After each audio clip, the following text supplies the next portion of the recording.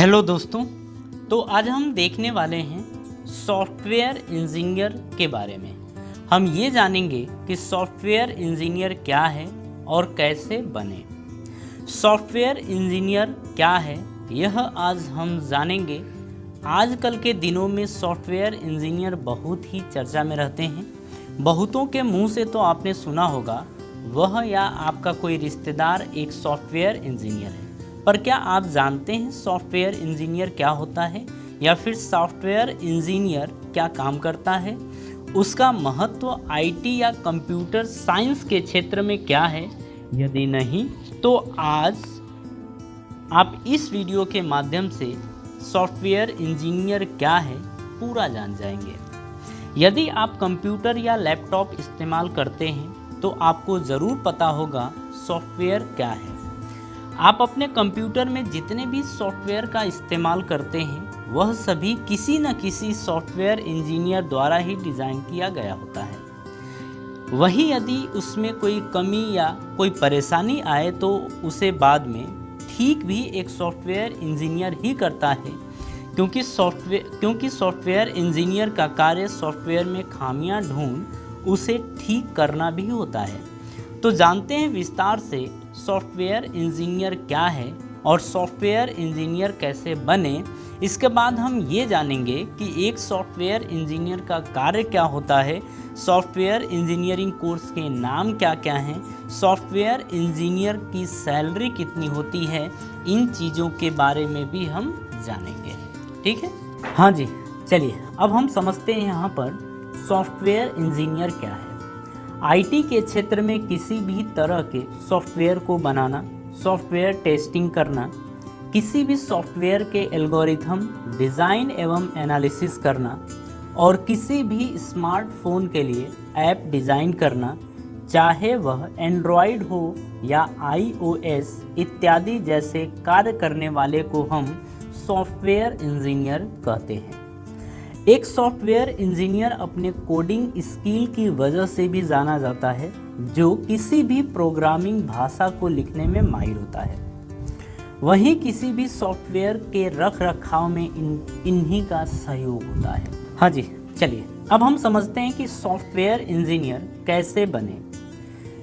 यदि आप एक सॉफ्टवेयर इंजीनियर बनना चाहते हैं या कहें कि आप सॉफ्टवेयर इंजीनियरिंग करना चाहते हैं तो इसके लिए आपको कंप्यूटर के क्षेत्र में रुचि रखना होगा, क्योंकि इस कार्य में आपको काफ़ी धैर्य रखना होता है, क्योंकि सॉफ्टवेयर बनाना कोई चुटकी का कार्य नहीं होता है। इसके लिए आपका दिमाग क्रिएटिव होना चाहिए, क्योंकि किसी भी सॉफ्टवेयर को डिज़ाइन करने से पहले उसका एल्गोरिथम बनाया जाता है। वहीं इसके साथ ही आप में कोडिंग स्किल होना बहुत ही ज़रूरी है, जिसके लिए आपको प्रोग्रामिंग की कई भाषा आनी चाहिए, जैसे सी लैंग्वेज, C++ लैंग्वेज, नेट, जावा, SQL, पाइथन, रबी, स्विफ्ट इत्यादि। सॉफ्टवेयर इंजीनियर बनने के लिए आप 12th में फिजिक्स, केमिस्ट्री और मैथमेटिक्स सब्जेक्ट का चुनाव करें। वहीं 12th के साथ ही आप इंजीनियरिंग प्रवेश परीक्षा की तैयारी भी कर सकते हैं, ताकि 12th पास होते ही इंजीनियरिंग प्रवेश परीक्षा के लिए बिल्कुल पहले से ही तैयार रहें। वहीं आप इंजीनियरिंग के लिए कौन कौन से प्रवेश परीक्षा दे सकते हैं जो आपको एक बेहतर कॉलेज दे सकता है, इन सारी चीज़ों के बारे में आपको पहले से ही जानना होगा।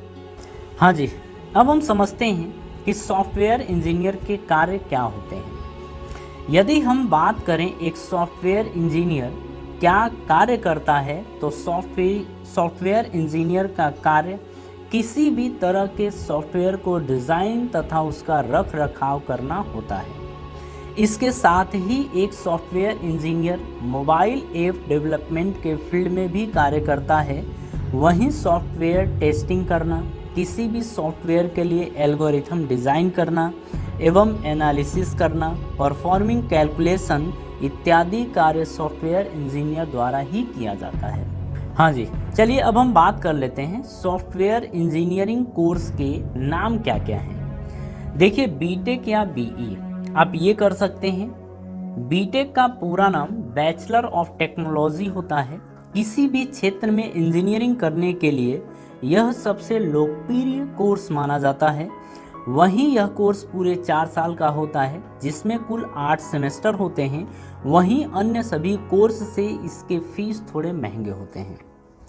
इस कोर्स को हमें कंप्यूटर साइंस ब्रांच को चुनना पड़ता है, जिसमें हमें big data engineer, machine learning engineer, data engineer, data scientist, data analyst, business analyst, artificial intelligence इत्यादि के बारे में पढ़ाया जाता है। हाँ जी, चलिए हम बात करते हैं बीसीए के बारे में। बीसीए का पूरा नाम बैचलर ऑफ कंप्यूटर एप्लीकेशन है, जो पूरे 3 साल का अंडर ग्रेजुएट कोर्स है, जिसमें पूरे 6 सेमेस्टर होते हैं। इस कोर्स को करने के बाद आप कंप्यूटर की अच्छी खासी नॉलेज पा सकते हैं। वहीं इसकी फीस बीटेक के मुकाबले थोड़े कम होते हैं। हाँ जी, चलिए अब हम बात करते हैं बीएससी कंप्यूटर साइंस की। बीएससी कंप्यूटर साइंस एक अंडर ग्रेजुएट कोर्स है, जो पूरे 3 साल का कोर्स है, जिसमें आपको प्रोग्रामिंग भाषा और कंप्यूटर से जुड़े सारे ज्ञान दिए जाते हैं। यह कोर्स छोटे बड़े सभी सिटी के कॉलेजेस में कराए जाते हैं। वहीं इस कोर्स की फीस बीसीए के मुकाबले थोड़ी कम होती है। हाँ जी, चलिए अब हम बात करते हैं पॉलिटेक्निक डिप्लोमा।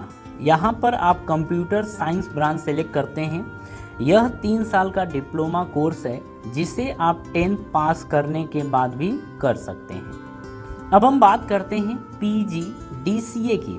पीजीडीसीए का पूरा नाम post graduate diploma in computer application है।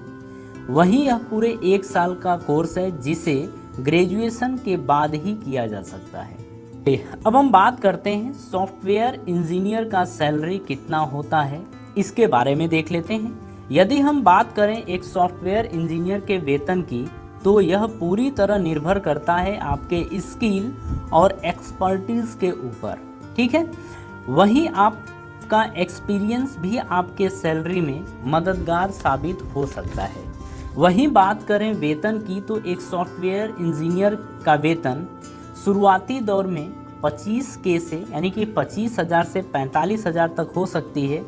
वहीं बाद में यह और भी बढ़ सकता है।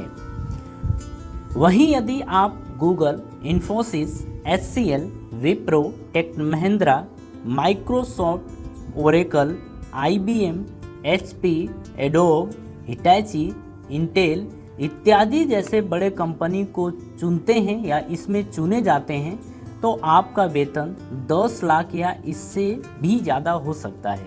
यहाँ पर हम 10 लाख की बात करें तो ये पर एनम है। 1 साल के लिए आपको इतना पैकेज प्रोवाइड किया जाता है। जो आपने 25 से 45 हज़ार देखा है आपने, वो मंथली है, ठीक है। तो दोस्तों, इस तरह आप समझ गए होंगे कि सॉफ्टवेयर इंजीनियर क्या है। मैंने बड़े ही आसान शब्दों में आपको बताने की कोशिश करी है, इसीलिए आप इस कोर्स को चूज़ कर लीजिए और जुट जाइए अपनी राइट पोजीशन को अचीव करने के लिए। हम उम्मीद करते हैं कि आपको इस वीडियो से काफ़ी मदद मिली होगी, और आगे आप किस बारे में जानना चाहते हैं कमेंट बॉक्स में लिख दीजिए, और आपको उसके बारे में भी जानकारी प्रोवाइड कर दी जाएगी, ठीक है। तो इसके लिए आपको थैंक यू।